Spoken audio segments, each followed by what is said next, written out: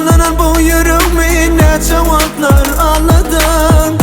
Sana sevdiğseler de senin için sadedim.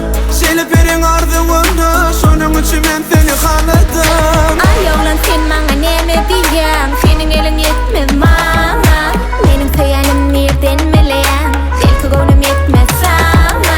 Hey oğlan sen bana neme diyen, senin elin yetmez bana. Benim söylenim nereden bilen, belki gönlüm yetmez sana. Bana dinle bari gerek, senin sevgin bari gerek. Eğer senin sevgin de olmazsa bana bu dünya ne gerek, ne gerek. Bana dinle bari gerek, senin sevgin bari gerek.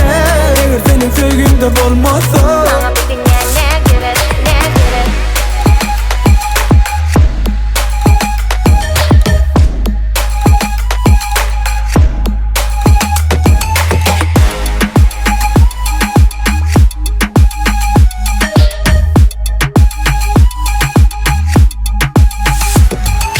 söz veren başka ne söymeyeceğim.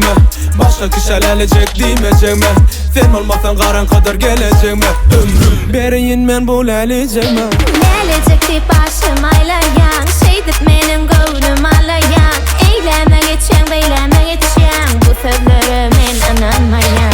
Ay oğlan sen bana neme diyen, senin elin yetmez bana. Benim söylenim nereden bilen, belki gönlüm yetmez sana. Hey oğlan sen bana neme diyen, senin elin yetmez bana.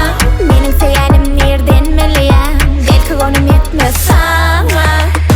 Bana dinle bari gerek, senin sevgin bari gerek. Eğer senin sevgin de olmazsa bana bu dünya ne gerek, ne gerek. Bana dinle bari gerek, senin sevgin bari gerek. Eğer senin sevgin de olmazsa Bana bu dünya ne gerek, ne gerek. Menilelik gördüm de sen oğlunu haladım. Avadanca sözün bil